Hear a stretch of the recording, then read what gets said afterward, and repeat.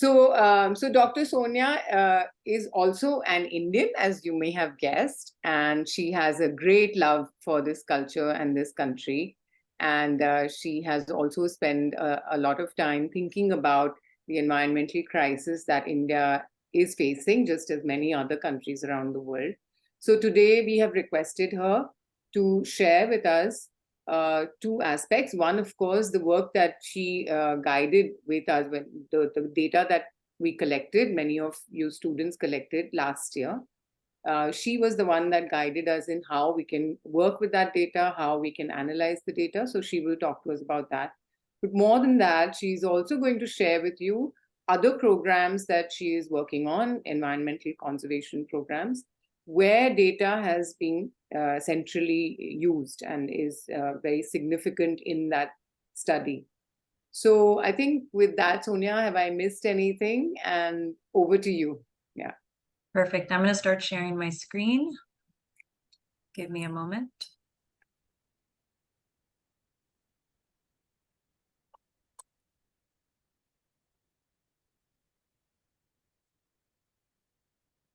Do you all see a presentation? Yes. Okay, perfect. All right, so namaste, everyone. Thank you all for being here, and thank you so much for making time in your busy schedules, especially on a Thursday evening. It's a very convenient time for me, 10 a.m. Chicago time, but I'm sure it's not for you. So I'm very grateful. I'm thrilled and honored to be here to share some of this work with you. Some of it I'm going to be talking about work that I've done 10 years ago or so now, and some of it as recently as a couple of months ago. So we're going to be covering quite a span of my career. I'm also going to start broadly with an introduction to my conceptualization of environmental psychology.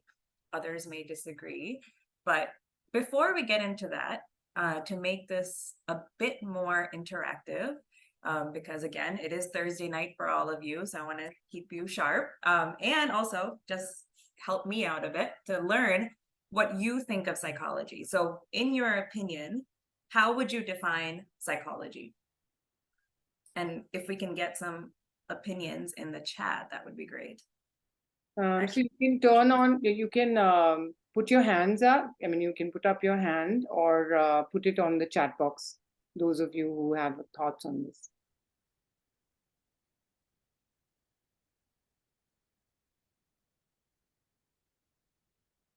Can you reframe that question or maybe ask it again, Sonia? So sure. So the reason, let me give a bit more context as to why I'm asking that. So let me tell you, when I was doing a lot of my doctoral dissertation work, research in India, that was in 2010 and earlier, so about 13 years ago now. Oftentimes I would go into rural areas and tell them I was a psychologist, and people would have no idea what that meant, right? So I got everything from you're a politician to you're a psychic and can read minds. And I want to know, where we are on this spectrum of trying to understand what psychology is. And so if nothing really comes to mind right now for you when you think of what is psychology, maybe I can tell you what the Western definition of psychology is. And psychology, the way it's typically designed and framed in Western curricula, is the study of mind and behavior.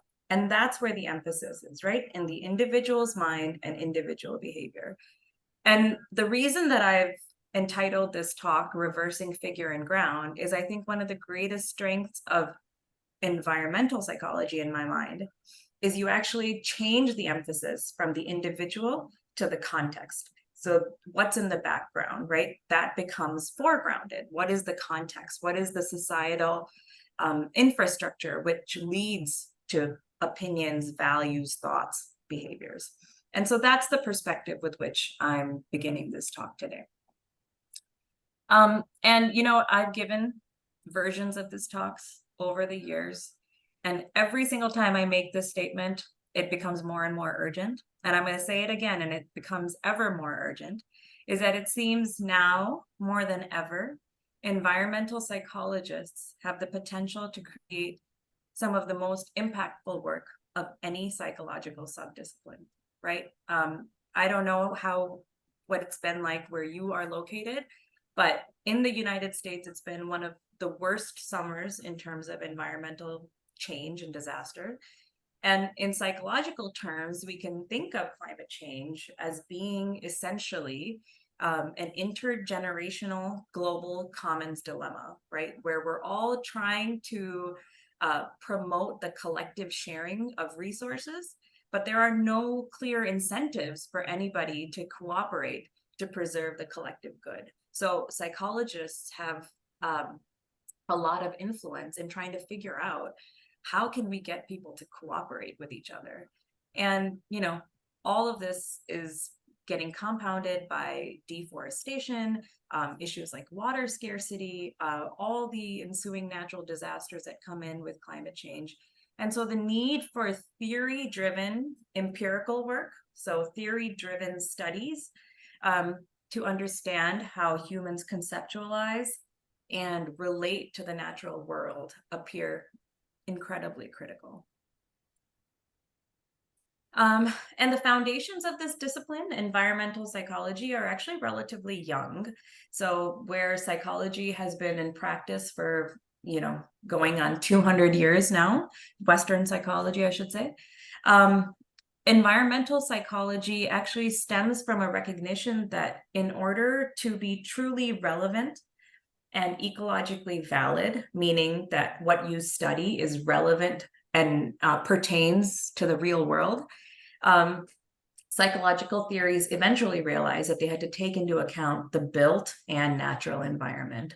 And so environmental psychology has often been called a problem-oriented discipline, where people are often trying to develop solutions or applications that have a particular societal problem that they're trying to address, right? And you'll see that in some of the work that I'll present today, that we identify an issue or a problem, and we develop studies to address that. So you can imagine that the scope and scale of environmental psychology requires many, many paradigms, because when you're trying to study something that's happening in the real world, which is very complex, you need complex methodology to study it. So, you know, in our office, for example, in our Forest Service unit, I regularly interface with other social scientists, yes, but also ecologists, economists, landscape architects, and even geographers. And so finally, this is pertinent to those of you who are familiar with psychological methods, but environmental sciences generally do not just rely on lab-based methodology, which is usually the gold standard in other psychological subdisciplines. And many influential theories of environmental behavior within this field are based on an assumption that human behavior with respect to the natural world are founded on values. And values, so what you hold to be strong in yourself, they're assumed in this context to be trans-situational, meaning that they transcend a particular situation. So you kind of keep your values consistent across situations, across contexts, and that they're slow to change. So you don't just change your values every time you change your shoes, right? So for instance, a person may hold a biocentric value towards nature and behavior, and that is fundamental to how they behave with respect to the natural world. And that's all relative to, for example, knowledge and attitudes and mental models and schemas. Those tend to change over time, but values tend to be more central and stable. And why is it important to study values? Because if they are underpinning so much of our behavior, we need to understand what types of values people bring to a particular situation. And in work that we recently published, I'm extremely proud of this work that we just published in the science journal Nature. This work actually summarized an entire conglomerate of people. So I don't know if many of you have heard of the IPCC. We had a similar initiative dealing with biodiversity, which showed that people have many, many values with respect to the natural world. And many of them are transactional or instrumental in nature, and we shouldn't be discounting those values when it comes to thinking about environmental behavior. I also want to say, you know, this is the work that I alluded to earlier, where I worked with thinking about values people had towards Ganga Ma in India. So as part of my postdoctoral research, I worked on a project that had actually been a lifelong dream of mine. And that was to understand why the Ganga River in India continues to be one of the most polluted rivers in the world, despite being a physical embodiment of a sacred goddess for millions of Hindus, right? So one of the findings that we had uncovered in this work of ours suggested that a reason that the river continues to be polluted, or you don't see you know, a swelling of grassroots action against the pollution of the river, is that it is actually those very sacred values, this perception of the river as sacred, which leads people to believe that the river can actually heal itself, right? If you think of this river as not just a biophysical entity, but actually a manifestation of the sacred, there's this belief in its power to heal itself. And that belief inures people to the perception of the pollution. And thank goodness, because I don't know how people would survive in that area where it is the actual lifeblood of society in so many ways. And so we were able to actually find this link between sacred values and the perception of pollution of the river in this work. Another really interesting finding in my mind was that you see that's the outline of the Ganga River going through Northeast India. And this was an online survey that we did, and we found that the further participants were located from the river, the less they were likely to think of it as polluted, which was really interesting because the impacts of the pollution are going to be felt by the people who are seeing it right close to them, right? And we found this inverse link between physical distance and the perception of pollution. I also want to quickly talk about some work. This was my first partnership with eCoexist several years ago, where we started looking at some of the impacts of the plastic bag ban in the city of Pune. And we did a survey of, well, I should say eCoexist did a survey, which I helped them analyze, of I think it was about 1,200 shopkeepers, looking at various factors like awareness of whether, do you know that there is a bag ban?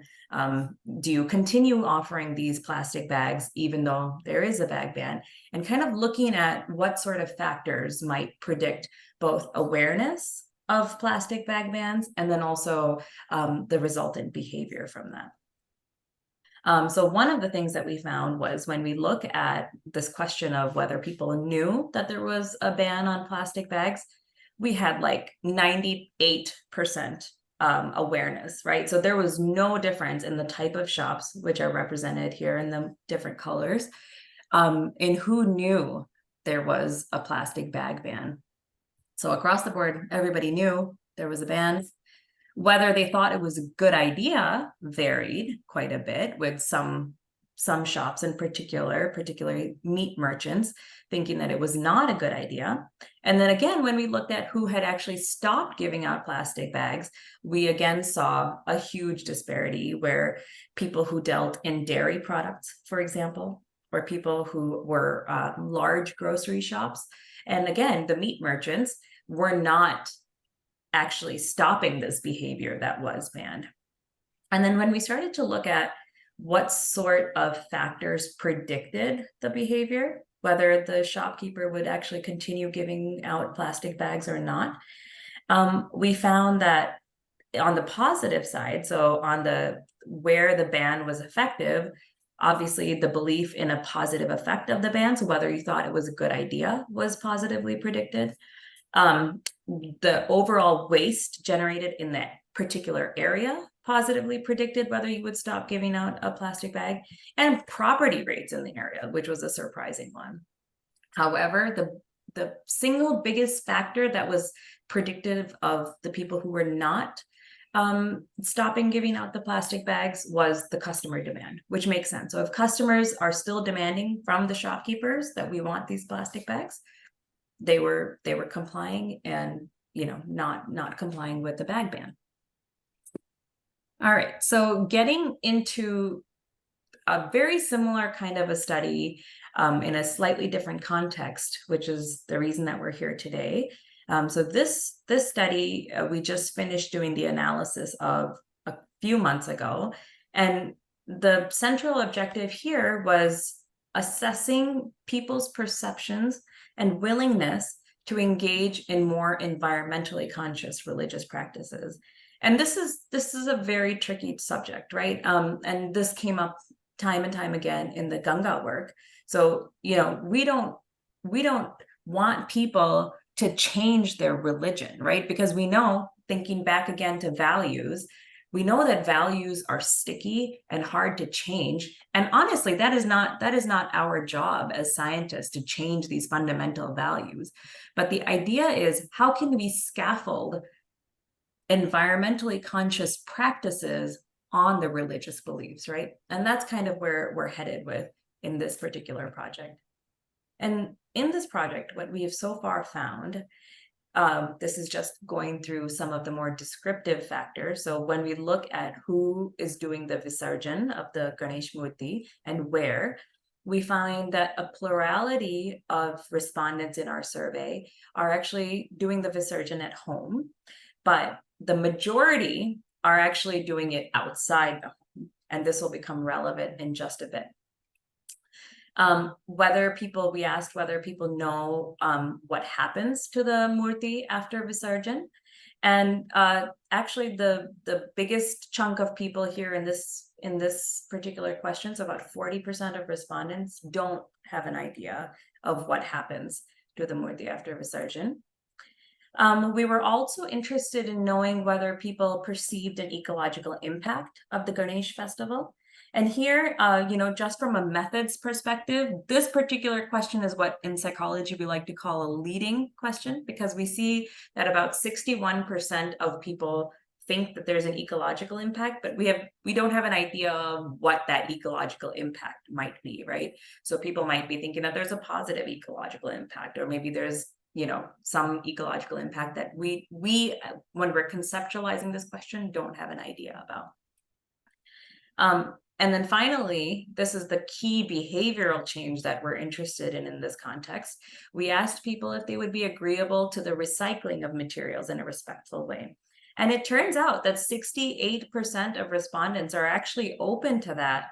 But of course, the operative term here is respectful, because people could have a multitude of ways that they believe is respectful, and whether or not that's environmentally conscious is a question that still remains. And so when we tried to figure out who is most willing to recycle the materials in a respectful way, we developed this model to kind of study that. And we found that, again, on the positive side, so trying to understand recycling agreement, the perception of ecological impact is one of the strongest factors. So if you think that the Ganesh Visarjan or the Ganesh Chaturthi festival has an ecological impact, you're more willing to think about recycling it in the murti in a different way. And that suggests that actually the ecological impact is being perceived in the same way that we had intended it to. One of the factors that I found surprising was that the longer you've been celebrating the Ganesh Chaturthi festival, the more willing you are to recycle the murti. And then also we found that the knowledge of murti materials, so what material your murti is made out of, that also had a positive effect on recycling. However, and this is what I mentioned earlier, if you do the Visarjan, if you're used to doing the Visarjan into a body of water, regardless of where that is, that very strongly dissuades you from thinking about recycling as an alternative. So that is going to be a sticky issue here, at least according to the previous study that we had done on this. And then we also found that more traditional households So depending on the context in which the survey was actually done, we found that particular areas were actually less likely to agree with recycling in general. And so these are just some key findings that we've been uncovering so far. We did not find any impact with whether people knew that there was an awareness of the plaster of Paris ban or anything like that. But the key factors here seem to be that people who are using a body of water to do the Visarjan do not want to consider recycling in an alternative way. And so to try to understand, well, how could those values be leveraged, and what would recycling environmentally mean to these people might be a big next step for us as a research team. And so that is the end of the bulk of my material. I wanted to save lots of time for questions and discussion. I'm sure I went through most of this too fast. So yeah, I am going to stop sharing my screen now so I can see all of you.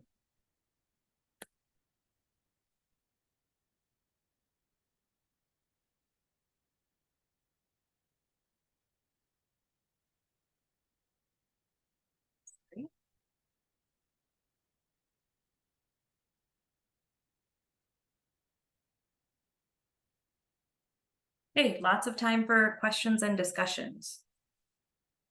I can still see your screen, Sonya. Oh, let me see what I can do about that. I see my share screen tray seems to have vanished. Here, I'll just close out the PowerPoint.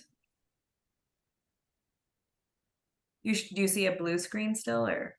Yeah, I see a blue screen.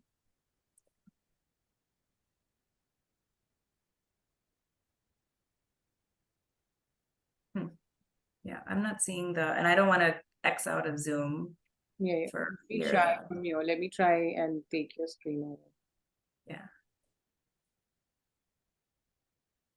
Oh, I see it now. Great. Okay.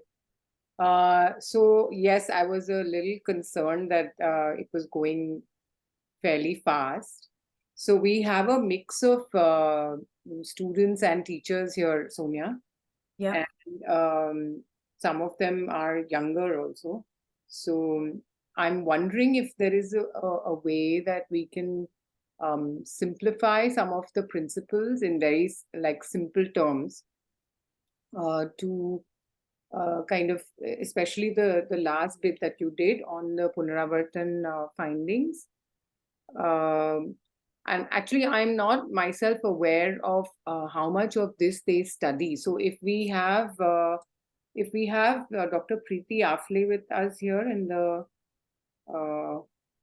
audience, maybe she can share with us how much of this. Also, I'd like to invite anyone in the audience who wants to share, or if you have a question, you can please unmute yourself. See if you can unmute yourself.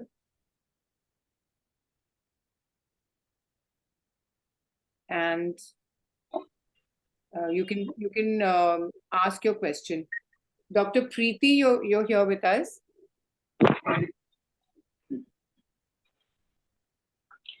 Yes, ma'am. Can you hear me? Yes, yes, yes.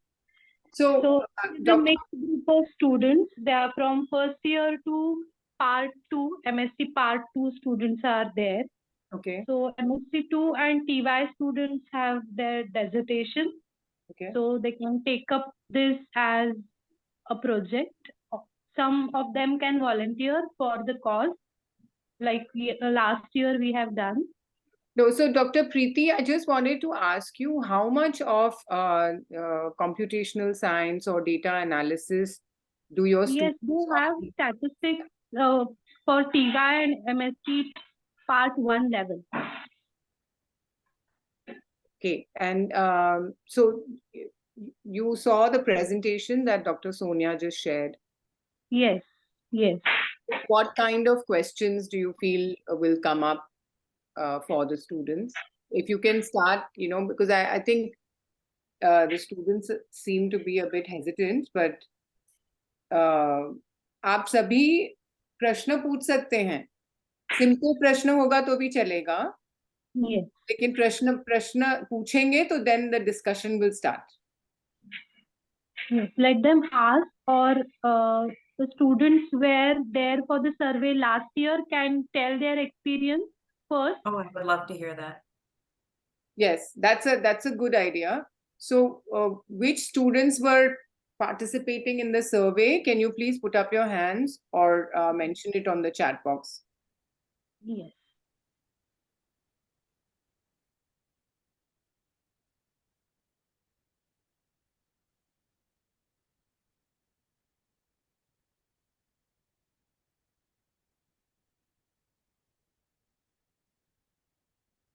Dr. Preeti, do you know by name any of the students who were there last year? I'll just check. I check.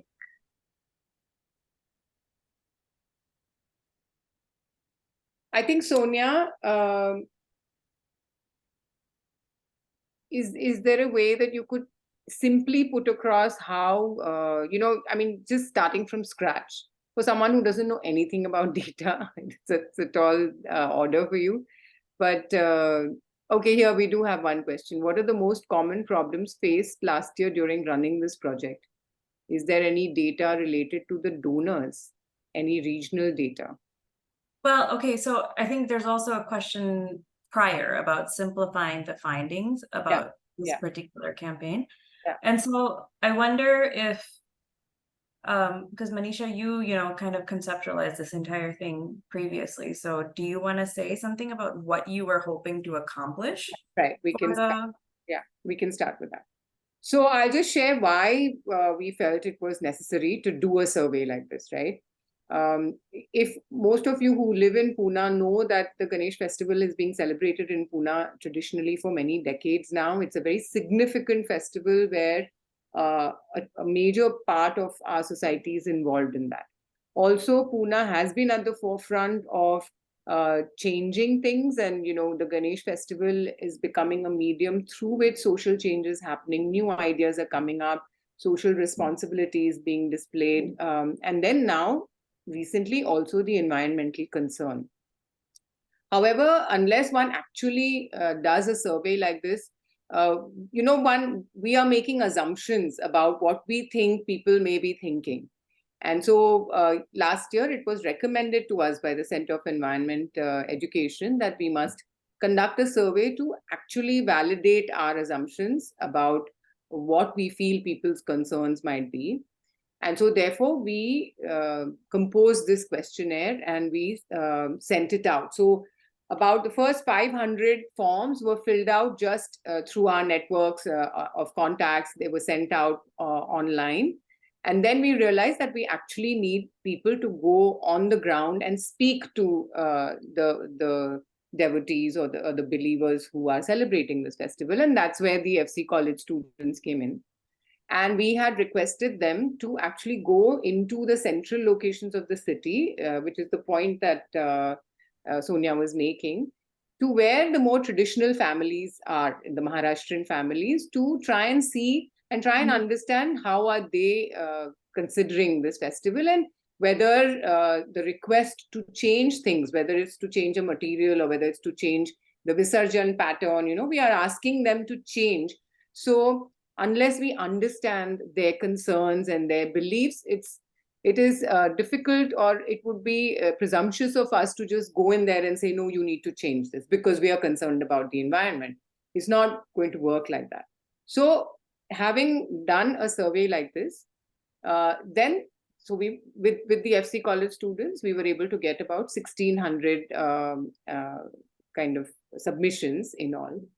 And then the next step is then to understand and correlate. And this is where we asked Sonya to come in. So I think, Sonya, the students also wanted to, that last bit, how you correlated between where the resistance might be or where the concern might be versus some of the choices, like when they are going to the river or not going to the river, then their attitude. So if you can explain how one approaches that correlation, I think that might be of some use to them. So one of the reasons that we would actually want to develop a model like this, so thinking about, so rather than just thinking, 30% of people agree with recycling and 70% of people don't, that tells us something, but it doesn't actually tell us what leads to those agreement patterns or that attitude towards recycling, right? And so we want to know what are the critical factors, like, this perception of the ecological impact of the festival. Does that relate to recycling? And we find that yes, it does. But what's really nice about the modeling approach that we use is that we're able to control for a lot of other factors. So we're able to say, okay, controlling for how long you've been celebrating this festival, even controlling for that, this belief of ecological impact still has something to do with your attitude towards recycling. Even controlling for Visarjan location, ecological impact still has. And then the reason for that is because a lot of these variables tend to be correlated, right? They seem to cluster together. So again, going back to the work on Ganga, like, if you believe the river is sacred, you also believe that it has the ability to heal itself. But if you don't include both of those things in a model together, you don't know what percentage of the error or the noise in the data the belief in it being a goddess has versus the belief in its self-healing properties has. And what we found in that particular work is that both have an independent impact on perception of pollution, right? And so the reason that we develop these models is so you can isolate the impact of particular factors and look at it from a more holistic perspective rather than just doing one like bivariate correlations or just correlating one variable with another variable. Yeah. I don't know if that helps clarifies things a bit more. So I think if we take the questions, again, I would really encourage all of you to ask a question. If you did not understand something, just come forth and just say it, because that will allow us to then speak to you from, particularly addressing that confusion. And from a selfish perspective, if anybody actually ran the surveys last year, I would absolutely love to hear about your interactions with survey respondents. So was there a question that when you were posing it to the survey respondents, they just did not understand, or you had to clarify it in a particular way? What was your interaction with the people who are actually giving us this data, right? Because every time people participate in our studies, it is an absolute gift. And so I would just love to hear more about that experience. So again, she's asking, did any of you actually do the survey last year? And if you did, can you please put up your hand, and we would like to hear from you. Somebody asked what were some of the difficult steps in this particular data analysis. And I would say the most difficult steps in any data analysis seem to be data cleaning, which is, usually getting the data from the way that it comes in from its raw format to actually getting it so that we can analyze it with our various programming languages. So that, and then the other part is the validity of the data, right? So one of the concerns that we always have with this type of data analysis is to make sure that the data that we're getting is valid and reliable. And that is so critical. And really, it's the responsibility of those of you who are actually collecting the data. And that's why you have such an important job.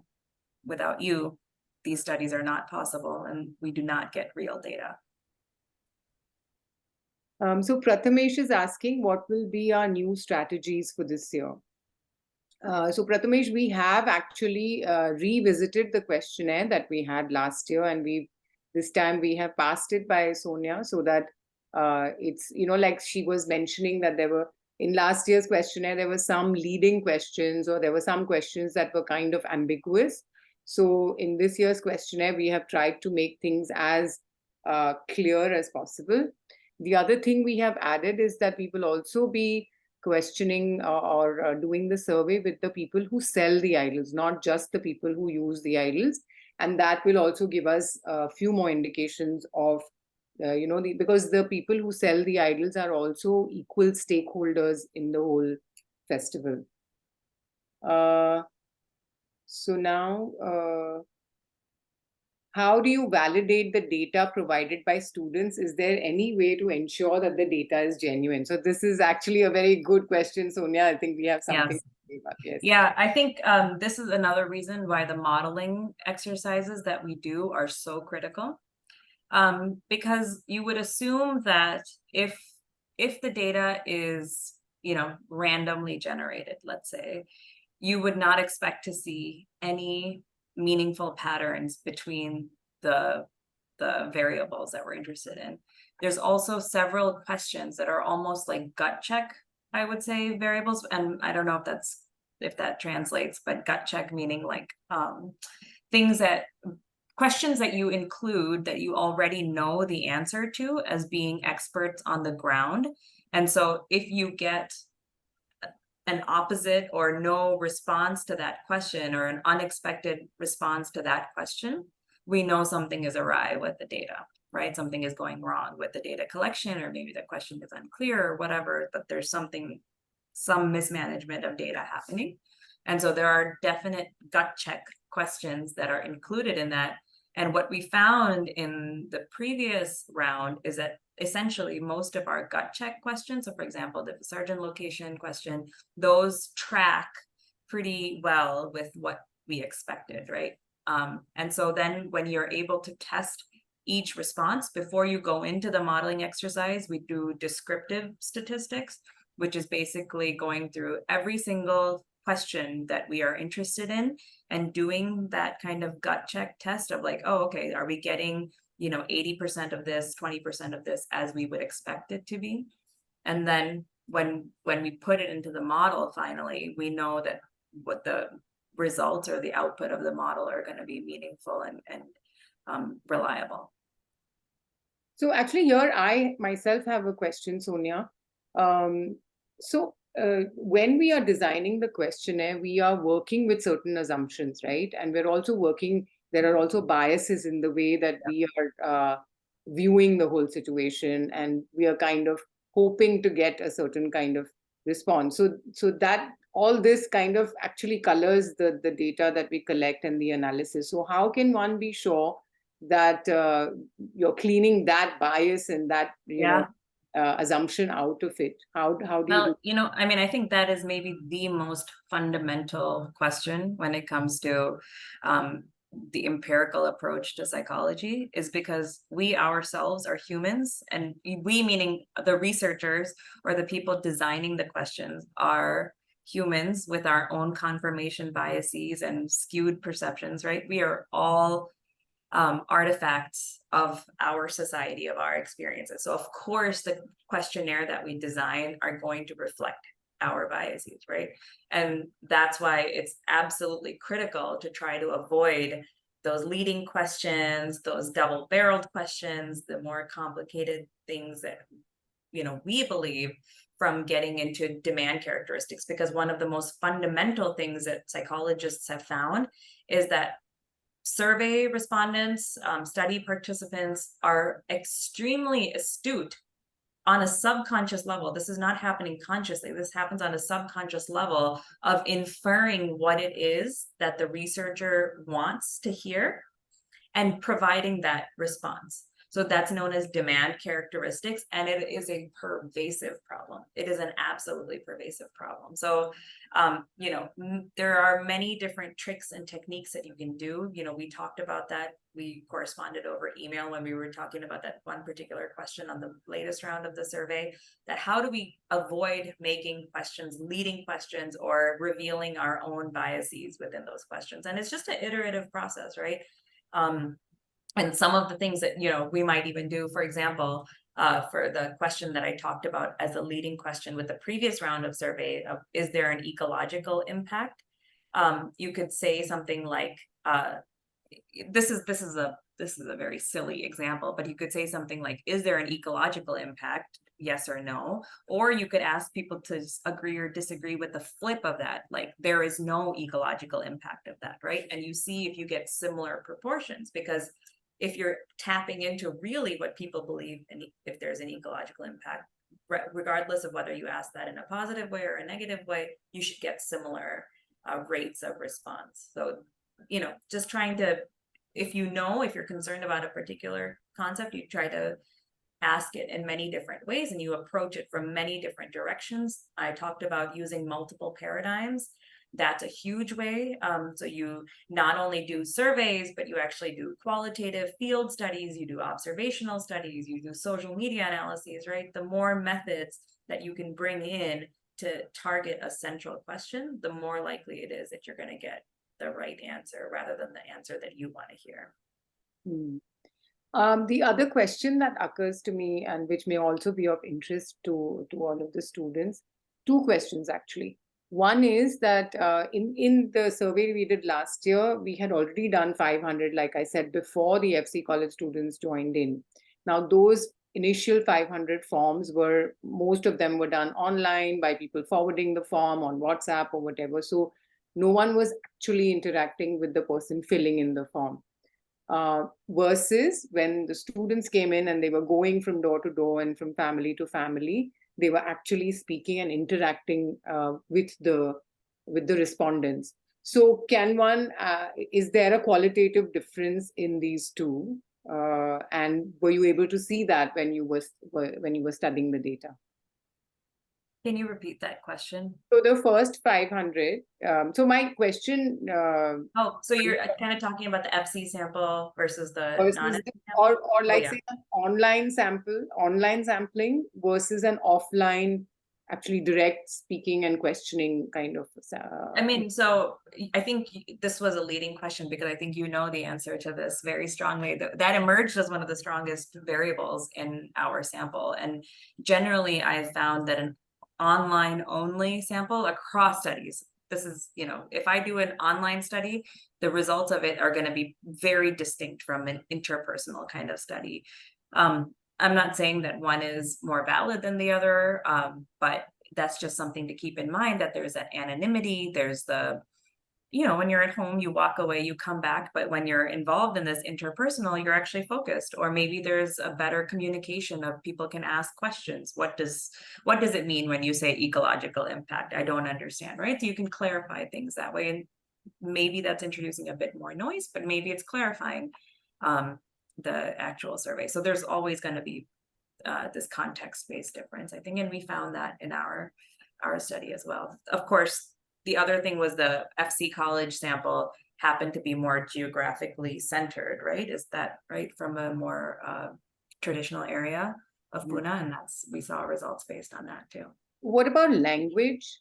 So, we put out this form and it had English and Marathi, right? And I'm not sure that all the students who went out were even Maharashtrian. So some of them who were Maharashtrians would have probably spoken to the respondents in Marathi. So it's a language that maybe both of them were comfortable with. But having a form in English and going to a traditional set of people and then speaking to them in a language that they don't necessarily understand. Or there's a third language altogether, because maybe the student doesn't speak Marathi, but the person doesn't speak English, and so then they switch to Hindi. So when language comes into play, does that also skew your data? Yeah, I mean, yes. So let me give you a very example that was baffling to me. And this was when I was a graduate student and I was doing my fieldwork again in India. I was interested in moral values, so how people behave ethically and decide what's right or wrong. And I realized that there was no clear translation or if I would translate, based on a Hindi-English dictionary, because back in those days we were still using such things. So the word moral had the Hindi transition of naitik. And when I would say this word to people in the rural villages, everybody would look at me like that's not a word that they're familiar with, right? Because we have you hear Hindi on the plane and it's not the same Hindi that we're used to conversing in, right? And so even these dialectical differences can have a huge impact. And there's a discipline within psychology that's all about language and thought. So how particular uses of particular words shapes your thought, right? And not just the opposite, because of course thought shapes language, but there's this causal impact from language to thought as well. So if the word moral doesn't fit within your lexicon, what does that say about your conceptualization of morality? So yeah, huge issues again. But I think the way that we can counter that or try to address that in the short term is by doing exactly what you're doing, which is providing the translation of both of English to Marathi and vice versa. And like just the other week, I rejected a paper that was submitted to one of the journals that I'm an editor for because they didn't do that. They presented all this survey and they just gave us the English translation. And we had no idea what the Hindi, I think it was in Nepal, actually, Nepali translation was of that survey. And, you know, the reviewers need to know what you're actually asking so they can evaluate what the participants are responding to. Anyway, so yeah, I think that's a huge issue. We're not going to solve it because but we can take little steps to try to address it. What other questions? The diagram where you showed the model with the upward and downward arrows, can the plus and minus values be simply summed up and then a general conclusion be drawn? Or is there some other way of analysis? Like, for example, you add the values and, for instance, you get a positive value. Does that imply a positive perspective of people? So, Shreya, if you're still with us, would you like to ask this question? Maybe it'll become clearer what you actually meant. Is Shreya's with us still? Yeah, hello, ma'am, I'm there. Yes. Go ahead, Shreya. Yeah, you're a statistician. What a wonderful question you've asked. So, when I was looking at this, I was thinking one of the things that's known as a meta-analysis in statistics is something that I think you might be getting at, which is that even though you can't sum across the different variables in a single study, because the entire point of this is to try to understand the relative impacts of all the variables. So we want to understand the relative impact of Visarjan location relative to how long you've been celebrating the festival, relative to where you live, relative to whether you think there's an ecological impact, right? So we're trying to incrementally predict whether or not you'd be likely to recycle based on all of these different factors. So it's just a cluster of all the factors, and we're trying to understand the impact. So we can't sum across those because we kind of want to understand the relative impacts of them. But the meta-analysis, what that does is that across different studies, you can actually sum up the impact of, for example, Visarjan location on recycling. So we can sum up, does location often have an impact on recycling? And you can do that across studies, and that's what's known as a meta-analysis. And the reason that meta-analyses are so useful to the field is because you're able to again, do that kind of multiple paradigm approach. So we have a researcher in New York who's doing the same kind of work, and they found this impact. And now this team from Chicago is doing this work, and they found this impact. And if we add up those two impacts, what is the overall impact that we see of that particular factor on the variable of interest, right? I don't know if that makes sense, but a meta-analysis basically adds across the impact of a particular factor across many different studies. Shreya, did that make sense to you? Yeah, it did. So like I have one doubt maybe. So like if I remember correctly, so on the left side where the green values, positive values were there. So there was this one factor where it said that the longer people have been celebrating Ganesh Chaturthi, the more they are inclined towards looking for some more environmentally sustainable ways of celebrating the festival. And then on the right hand side with the negative values, so there was this first point which was Visarjan which was location. Visarjan location, that they do not want to shift from their traditional water body. So can you like once elaborate on these and how they are connected maybe to each other? And in what I said in the context of meta-analysis, what would you say about that? So, yep, sharing it again. One sec, so we're all on the same page. Just going to share the screen with you, Shreya, so that we can be clear. Yeah. So your question is about this. Oh, can you see this? Let me get this out of the way. Right? This is the one you're Yeah, inquiring about? Yep. So you're asking what the relationship is between this factor and this factor, right? Because yeah. this is how long you've been celebrating, and this is the visarjan into a body of water.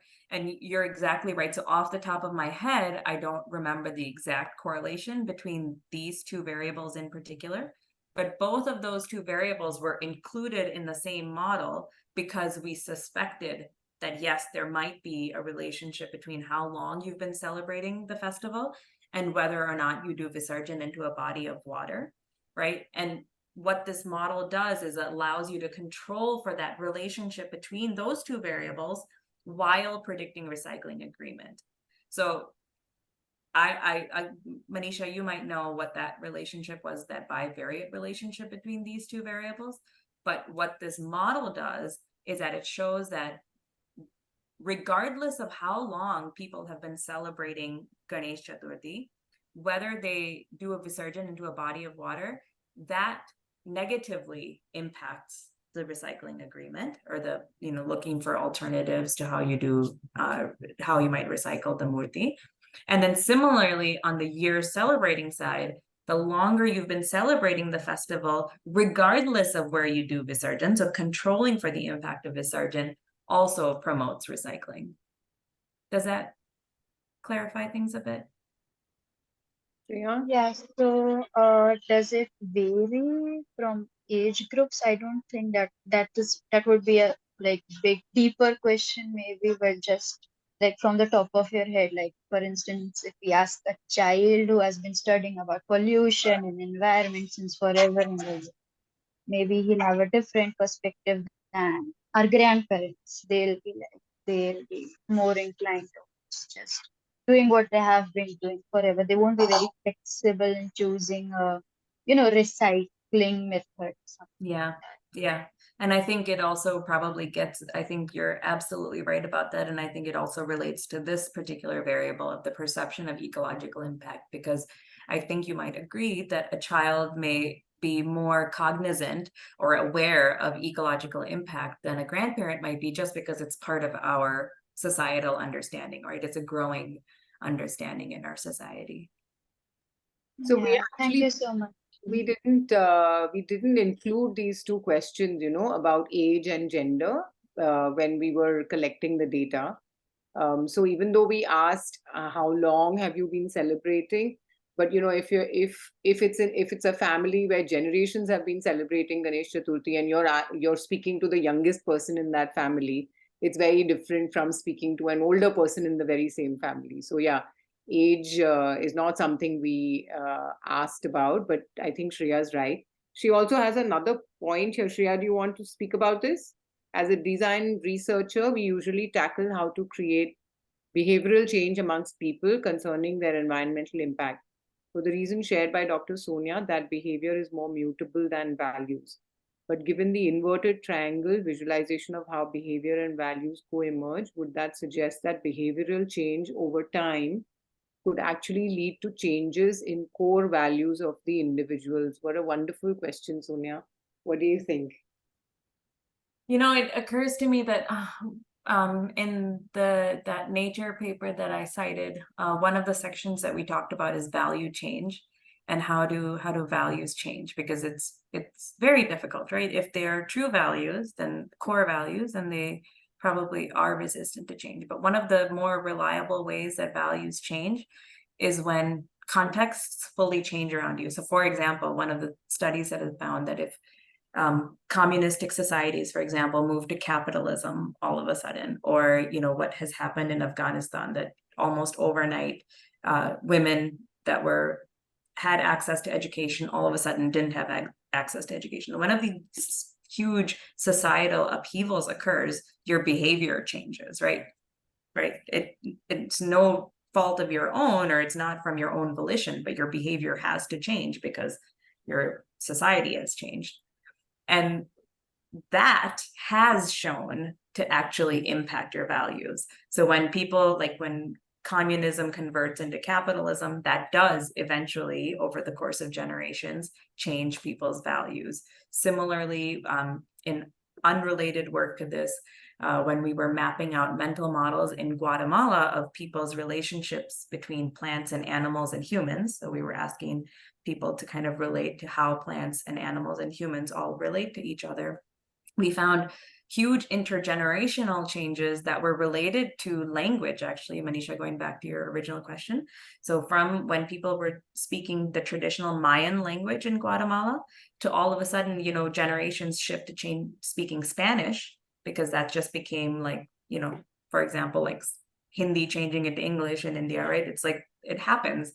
And their perceptions, their cognitive maps of these wildlife human relationships changed as well. So yes, in essence, yes, I think it's exactly right that if there are behavioral changes that occur independent of your own attitudes and values, that has shown to impact value change. But again, it has to be a profound behavior change, like, you know, communism to capitalism, that's profound. Peacetime to wartime, that's profound. And so the other thing that occurs to me related to this question also, Shreya, is that in this particular project, which is the Ganesh Chaturthi project, right, which is very different from when we did the plastic bag ban.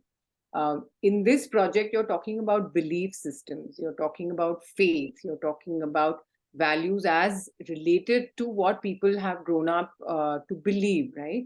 Which is a very subjective matter. So it's fluid also, you know. So let's say the previous generation believed in something different, and maybe the next generation, the entire belief system is changing. And it just reminds me that in this year's survey, we have added one more question, which I'm very curious to see what the response would be, is that we are asking people, is there a relationship between the worship of Ganesha or the Ganesh Chaturthi festival and nature? Okay, it's a very broad question, and it could mean so many things to so many people. But what I was curious about was, you know, if we are doing all this to try and protect nature, how do the people worshipping Ganesha perceive that very same nature, right? And so, knowing fully well that these are very, very subjective matters and they're open to interpretation in so many ways. So that's why I find this particular survey much trickier than when you're just saying, okay, will you use a plastic bag or will you use a cloth bag? That's a much easier thing because it's not, you know, there's no conditioning or deeper belief or faith involved around that. What do you think, Sonya? yeah, I mean, I completely agree. I also want to give one quick example of related to that Ganga project I talked about. And Manisha, you're familiar with this one, but you know, we had done that work in Banaras, in Varanasi, and we had done that Ganga study online. And what we didn't expect to find was a Ganga Ma right here in the United States, in Queens, New York. We found a group of Indo-Caribbean Hindus who were actually using Jamaica Bay, which is an inlet in New York, as a proxy for Ganga Ma. And so what's really interesting about this community is that their ancestors had actually left India probably 200 years ago and had been, you know, usually taken by the British or gone with the British as indentured labor in South America or Central America, right? And usually Suriname area. And then they had moved to Queens, but they still had this relationship to Ganga, but they just made Jamaica Bay as a proxy for Ganga. And they were doing Visarjan, they were doing all of these same kinds of practices in this bay, and people were getting angry. So like the National Park Service was getting furious, the local fisher community was getting furious, partly because there wasn't ecological impact, but also there was a lot of racism and not understanding what is happening. But what was really amazing about this community was that they managed to, and I talked about scaffolding previously, right? So what they managed to do was they found that values, again, did not change. Your core values of thinking about how to do Visarjan or believing that the efficacy of puja, the effectiveness of your puja is not complete without Visarjan, because that's a belief, right? So that you want to do the Visarjan so that your puja is complete. And I don't think any of us should ever take on the mantle of trying to change that belief. But what this community did in a very grassroots way was that they said, okay, so you do the Visarjan, but after the Visarjan, because you want to keep Gangama sustainable forever, Jamaica Bay sustainable forever, let's all do a cleanup that's organized with the mandir. And so they use the religious beliefs to get people engaged in environmental behavior. And that's what was so profound about that, is that you're not changing the values. You don't ever want to change those religious beliefs that are core to so many people, because good luck with that, you know. Like, what you actually do is you change how the behavior is conceptualized. Yeah. So we're at 9:40 now. I mean, it's a fascinating conversation, but I do know that people might get sleep, ready to go to bed. But just a few more things that I'd like to take up. Dr. Preeti Afle is asking what type of statistical tests are applied to studies. The technical question, Sonia, would you like to answer that? So for this particular study, we use Bayesian modeling techniques, which rely on, they're usually less susceptible to a lot of the type 1, type 2 errors than the typical generalized linear models that we use. But of course, those are fine too, as long as you make sure that your variables are properly distributed, there's not collinearity, all that kind of stuff. But in this particular round, we use Bayesian modeling techniques. And I'm really actually interested in the previous question also, if you want to talk about that. So Sai is saying one of the things I experienced and noticed during the last year's survey was that the families living more nuclear, bungalows or row houses, were more acceptable towards the idea of doing Visarjan in the given areas by Punaravartan than those living in buildings and societies. So is this an example of collective behavior of a society, and how can it be tackled? So clarifying question, does that mean that the people living in the standalone kind of single family houses, they were willing to do, find a recycling alternative, right? That's what we mean. That's what I thought. And I love this question because, again, it's so much about your context affecting your behavior, right? And I can't really address your question in particular, I'm sorry to say, but it does remind me of an issue in the US that we're facing now with EV adoption, electric vehicle adoption, because electric vehicles are being adopted more in suburban areas where people have a garage to actually put their car in and charge it overnight. But in the urban areas where there's a huge concentration and a high population density, you don't have people adopting in electric vehicles, but because people don't have a way of charging their vehicles. And you see this time and time and time again, is that people who live in single family homes have different parameters and different boundaries to their behavior than people living in high-rise buildings or in more, as you called it, like society, collective behavior type of buildings. And those are different contexts, and different environmental interventions need to be designed to address that. I keep saying this to a variety of people, that if you design an environmental policy that's a one size fits all, you are setting yourself up for failure. You have to take into account different values, but also different contexts, the way people are and their lived experiences. Yeah, I mean, in a sense, it comes down to the logistics of whether, Exactly. I mean, the case of the electronic vehicle is just about the logistics and the space, etc.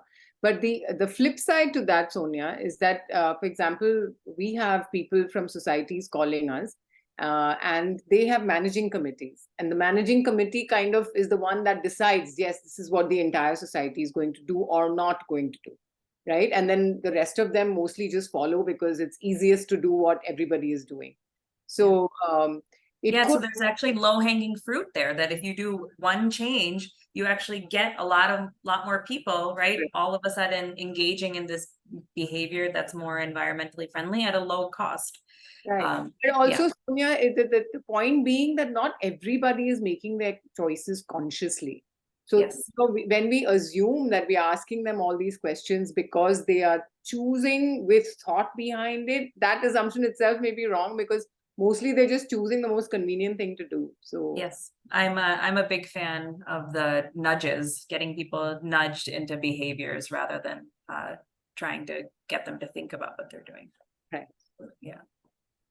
So I think this has been an amazing session. I've learned a lot myself, Sonia. I just, before we wrap up, just answer the practicalities. All the students who want to sign up with us for the survey, it's going to be, again, a very interesting exercise. And I'm hoping that Sonia will continue to guide us even this year around.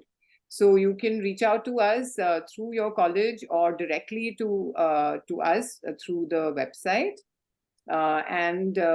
Before we wrap up here, I'd like to invite Shama, Dev, and also my colleague Suchismita, if she's still here. We are on the core team that is creating and executing the Punaravartan campaign. So, Shama, would you like to share anything? And also, Suchi, if you're still here, any thoughts from everything that's been discussed so far? Shama? Yes, hi, hello, hi Sonia. Yeah, this was quite insightful, and I think it's how much ever you deep dive, there's so much more that's thrown up and helps us understand. So I think this was quite amazing. I'm sure for all the participants also to get a perspective why this survey needs to be done, why it needs to be carried out in the most correct way that it has been devised for, and how that data can actually help us get even better with the way we organize ourselves going further. So I think I would love to appeal to all the attendees here, especially the college students and the faculty who are attending. I will reach out to you. I will send you, you can join the new volunteer group, and let's just do this. Excellent. I think Suchismita may have left already. Dr. Preeti, if you're still with us, would you like to say anything before we wrap up for the day?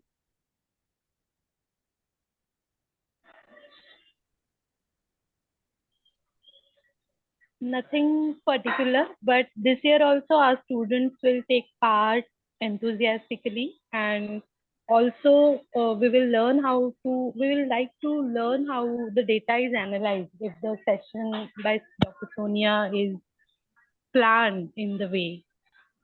That's it. Okay, we Yeah. will try to see if she's available. That would be actually very wonderful if you could lead them in the process. Yeah, we can do like a work Yes. session and everything. So we'll talk about it, Shama and Dr. Preeti. Yeah. Sure. Okay. Wonderful. Thank you, Sonia. It's just Thank been you all. Thank you all so much. so much to learn from you. And thank you to everyone who stayed up so late. And yeah, we look forward to staying connected and redoing this. I'd like to quickly tell you that we're so happy to say that Punaravartan is now this year going to be launched in 8 cities across Maharashtra, Gujarat, and Karnataka. So, and Pune is really leading the whole campaign. So I think that's just fantastic. And so eventually we're also inviting the other cities to also do surveys in their areas. So then one could even have comparative studies across the country. So that would be even more interesting. Yeah. Okay, I think Shama, shall we then call it a day? Okay, thanks everyone. Thank you Thank you so all. much. Good night. Thank you. Bye. Bye.